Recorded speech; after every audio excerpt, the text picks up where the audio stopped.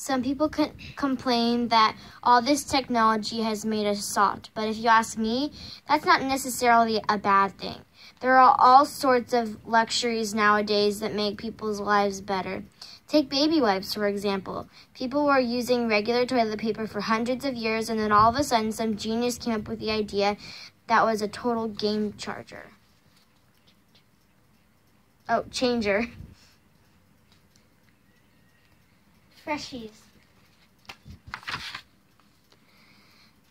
What really amazes me is that it took so long for people to come up with the idea.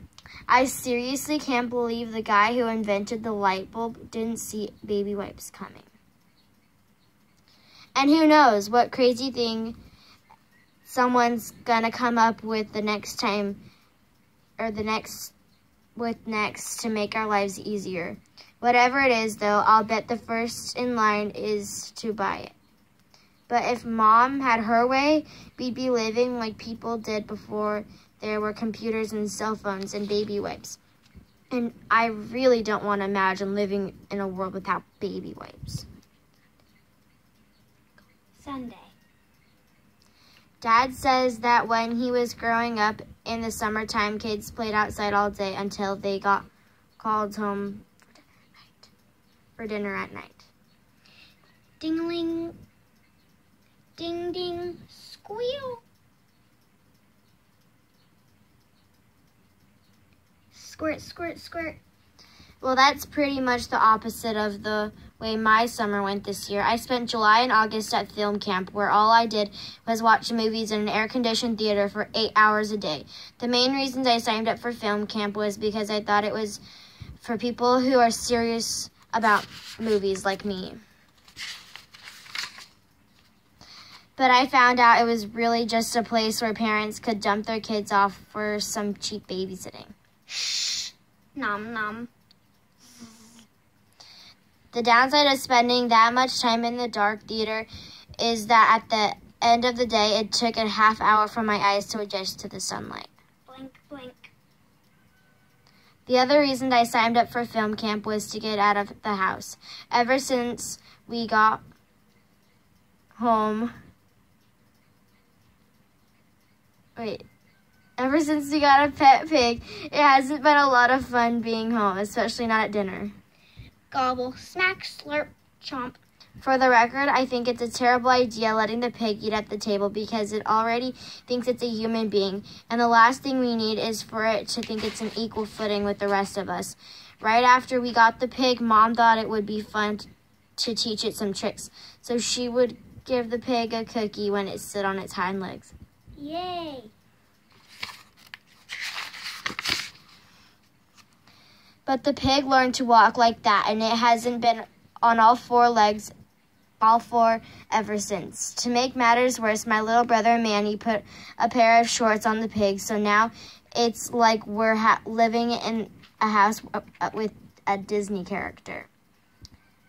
Wobble, wobble.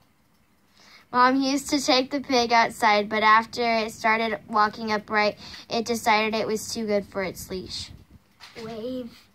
Mom was worried that if the pig ran off, we'd never find it, so she got a collar with one of those GPS tracking chips on it. But every time Mom put the collar on the pig, within 5 minutes, it would be back off. And don't ask me how the pig did that, since pigs don't even have thumbs. Toss. So now the pig just comes and goes as it pleases, and who knows where it spends its time. What really stinks is that I have a curfew, but the pig doesn't. Tick, tick, tick. I think giving the pig too many privileges is a really bad idea. One day pigs will rule the world, and it'll be my family's fault for starting it all. I wouldn't really have an issue with the pig if it didn't interfere with my life, but I was late on the first day of school because it was hogging the bathroom. Come on. Pound, pound, pound. With the pig in the house, I was actually looking forward to school starting. But once I got there, I realized it was just the same old thing. And to be honest with you, I feel like I've been in middle school forever. Whoosh. Glob. Twing, plop, shake, shake, shake, swipe. I needed to mix things up a little or I was going to go crazy. So in the first week of school, I volunteered for Homework Buddies program. Be a buddy. Team up with an elementary school kid and lend a hand. Sign up for Homework Buddies today. But the main reason I signed up was so I could skip third period, which is music class with Mrs. Granziano. To give you an idea of how long Mrs. Granziano has been the music teacher, Dad had her when he was my age, and apparently spending 30 years teaching middle schoolers how to play musical instruments says something to a person. No, no, no! Tweep, tweep, tarp, troop. Last week, I met my homework buddy, this kid named Fru. I have no idea why he even signed up for the program, though, because he's one of those people who read scientific journals and college textbooks for fun. Fru. The first time we got together, Fru showed me his homework, which was some coloring and a word bind.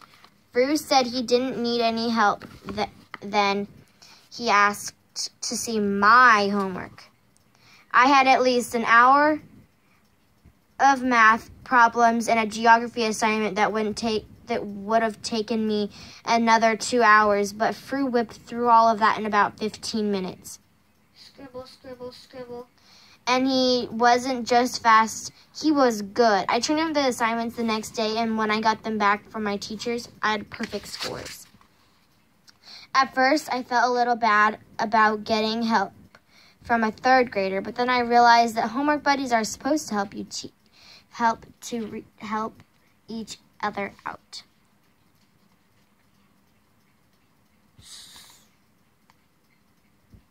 A.